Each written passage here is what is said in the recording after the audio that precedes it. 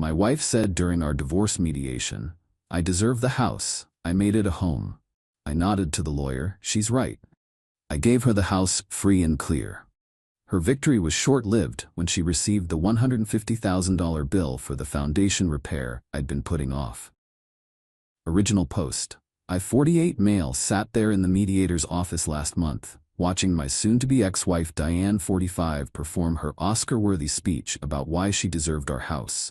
22 years of marriage ending, and she was treating it like a real estate negotiation. "I made that house a home," she said, dabbing her eyes with a tissue. "Every wall color, every piece of furniture, the garden, that's all me. Tom just paid for things. I created the memories."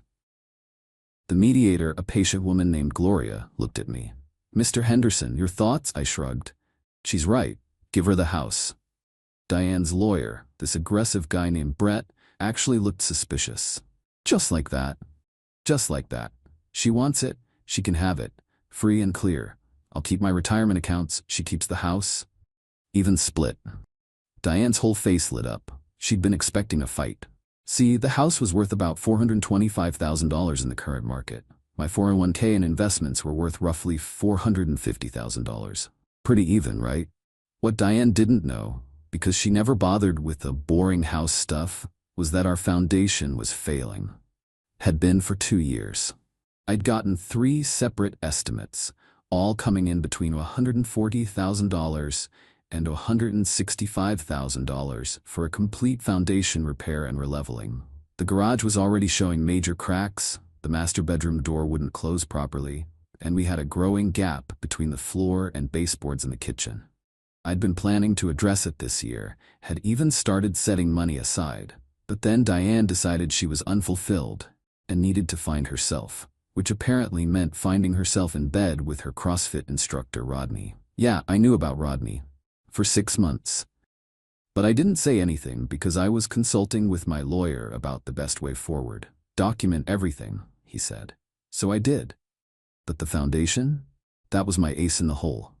"You're sure you don't want to fight for the house?" Gloria asked me one more time. "Positive. Diane deserves it. She made it a home." We signed the papers right there. Diane practically floated out of that office. Update 1. Been 2 weeks since the papers were signed. Diane moved back into the house. I'd been staying in a rental apartment, and she's been posting all over social media about her fresh start and new chapter. Pictures of her redecorating, having wine nights with her girlfriends, talking about how she won the house. Her sister Marcy even commented, "So glad you got what you deserved. Tom never appreciated that beautiful home you created." Sure, Marcy, let's go with that. Yesterday I got a text from Diane, then another, then about 15 more in rapid succession. "What the hell did you do to the foundation? The garage floor just cracked in half. There's a guy here saying we need $150,000 in repairs. This is fraud. You knew about this. I'm calling my lawyer. You bastard, you planned this. The contractor said you had estimates done 2 years ago. I can't afford this. Tom, please, we need to talk. The house is sinking. They said if I don't fix it soon, the house could be condemned. I'm going to, please call me." "This isn't funny," I didn't respond. "Not my house, not my problem." Then her lawyer Brett called. "Tom, we need to discuss this foundation situation." "What foundation situation?" "Don't play dumb. Diane's hired a structural engineer. The house needs immediate repairs." "Okay?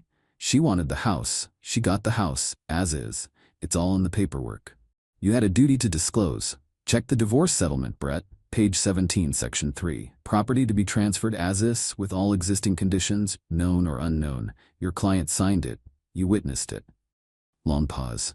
"You son of a..." "Brett, I gave her exactly what she asked for. The house she made a home. If she'd bothered to get an inspection, or maybe asked me about the stack of contractor estimates in my filing cabinet, or even just wondered why some doors stopped closing properly, she might have known. But she was too busy with Rodney to notice the house was literally falling apart. Kind of metaphorical, don't you think?" He hung up. Marcy called me next. "Tom, you need to help Diane with the house repairs." "Why would I do that?" "Because it's the right thing. You were married for over 20 years. were being the operative word. She ended it. She wanted the house. She got it. She can't afford $150,000 in repairs. Then she should sell it. She can't sell a house with foundation problems. Sure she can, just has to disclose them and take a massive loss. Maybe $200K if she's lucky, but hey, at least she'll have something. You're evil. I'm practical. By the way, how's Rodney handling all this? He moving in to help with the repairs? She hung up. Update 2. The escalation has been something else. Diane tried to go back to the mediator, claiming I'd hidden assets, the foundation issue. Gloria reviewed the paperwork and basically told her that as is means as is. Diane apparently cried for an hour in the parking lot. Then came the social media campaign.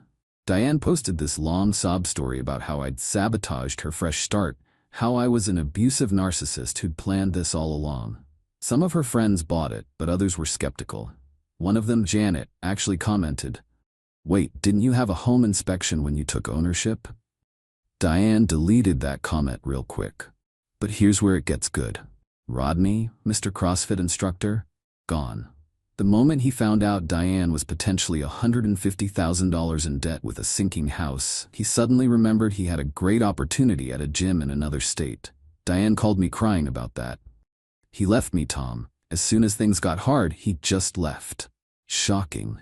The 28-year-old personal trainer who sleeps with married women isn't reliable. Who could have seen that coming? Don't be cruel. Diane, you blew up our marriage for a guy who does burpees for a living. What did you expect? She tried another angle last week. Showed up at my apartment with papers. What's this? A proposal. You pay for half the foundation repair, and I'll give you back half the house value after it's fixed and sold. I laughed. Actually laughed. So you want me to pay $75,000 to fix a house I don't own, then get back maybe $200,000 from a sale, when I could just keep my money and do nothing? It's only fair. Fair? Fair would have been not cheating on me with a guy who uses more hair gel than you do. Her face went red. This is about your pride, your stupid male ego. No, this is about contracts and consequences. You wanted the house without any input from me. Remember? I made it a home, not you. Well, congratulations, it's all yours. Then came the desperate measures. She had her mother, Helen, call me. This 72-year-old woman trying to guilt-trip me. Thomas, Diane is my only daughter. She made a mistake with that boy, but you're destroying her life over it. Helen, she destroyed our marriage. I just gave her what she demanded. The house. You knew about the foundation. And she knew about Rodney's abs for 6 months while she was supposed to be at book club. We all knew things. Please, Thomas, she can't afford this. Then she needs to figure it out. Just like I had to figure out how to restart my life at 48 after she decided our marriage was disposable. Yesterday, I heard from a mutual friend that Diane had to take out a personal loan just to start the most critical repairs, about $30,000 to stabilize the worst section. The interest rate is apparently brutal. She's also trying to sell everything valuable in the house. The furniture she picked out, the art she loved, even her jewelry. The dream home she fought for is now a money pit she can't escape. Update 3. Things have gotten absolutely nuclear. Diane tried to get me arrested. Yeah, you read that right. She called the cops claiming I'd been harassing her and stalking her since the divorce. 2 officers showed up at my apartment on a Saturday morning. Sir, we've had a complaint about harassment. I invited them in, offered coffee, and showed them my phone. Officers, here's my complete text history with my ex-wife. As you can see, she sent me 237 messages in the last 3 weeks. I've responded to exactly 0. They scrolled through the increasingly unhinged messages. Everything from, I hate you, to, please help me, to you've ruined my life, to I'm going to destroy you. Sir, you might want to consider a restraining order. Already filed the paperwork. Court date next week. They left pretty quick after that, but not before having a word with Diane about false reports. Then she tried to hit me where it hurt. My job. Called my boss claiming I was emotionally unstable and had threatened her. Unfortunately for Diane, my boss Jerry is also going through a divorce and his wife pulled similar stunts. Tom, your ex just called. Said you're dangerous and shouldn't be working with clients. Jerry. Tom, relax. I know the playbook. My ex called my boss too, told him I was an alcoholic. I haven't had a drink in 15 years. Just document everything and keep your head down. But Diane wasn't done. She hired a different lawyer, some ambulance chaser named Pete, who advertised on bus benches. He sent me this ridiculous demand letter claiming fraudulent concealment and demanding $175,000 in damages, foundation repair plus emotional distress. My lawyer, Steve, actually laughed when he read it. Tom, they have no case. The disclosure laws for divorce property transfers are different than regular real estate sales. You had no legal obligation to tell her about the foundation. She had every opportunity to inspect the property she was fighting for. So what do? We respond with a simple no, and a reminder that she's already violated the terms of the divorce by harassing you. The best part? Diane's own social media posts destroyed any case she might have had. All those victory posts about winning the house, about how she deserved it, about her fresh start, they showed she wanted the house and got exactly what she asked for. Then came the rock bottom moment. Diane's mother Helen called me again, but this time she was different. Quiet, defeated. Thomas, I need to ask you something, and I need you to be honest, okay? Did you know about the affair before the divorce? Yes, 6 months. Long silence. Why didn't you say anything? Would it have mattered? Diane had made her choice. She told me you were neglectful, that you drove her to it. Helen, I worked, came home, cooked dinner half the time, maintained the house, and tried to be a good husband. The only thing I'm guilty of is being boring compared to a 28-year-old fitness instructor. She sighed. She's asking me for money, wants me to take out a loan against my house to help her. That's between you and her. Thomas, did you plan this? The foundation thing? No, I plan to fix it this year, had the money saved and everything. Then Diane filed for divorce. She wanted the house, demanded it actually, so I gave it to her. The fact that she never once asked about why I had contractors coming by for estimates or why I was moving money into a separate home repair savings account, that's on her. Helen hung up. Heard later she refused to help Diane financially. Told her to figure it out like an adult. Final update. It's been 3 months since the divorce was finalized. Here's where everyone ended up. Diane had to sell the house. But here's the thing about selling a house with massive foundation issues. You have to disclose them, and nobody wants to pay market value. She ended up letting it go for $195,000 to a house flipper who had the capital to fix it. After paying off the mortgage and the personal loan she'd taken for emergency repairs, she walked away with about $23,000. 23 grand.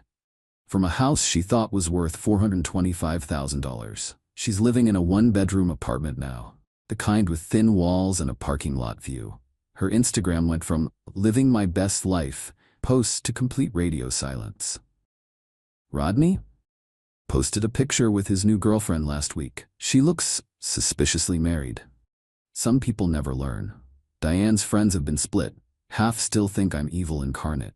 The other half have been quietly reaching out, saying things like we had no idea about the affair and she kind of brought this on herself. Janet actually apologized for believing Diane's version initially. Tom, I'm sorry. She made you sound like this terrible person. But you just gave her what she asked for, didn't you? Exactly what she asked for. The restraining order was granted after Diane showed up at my office just to talk, and security had to escort her out. She's not allowed within 500 feet of me for the next year. But the real kicker?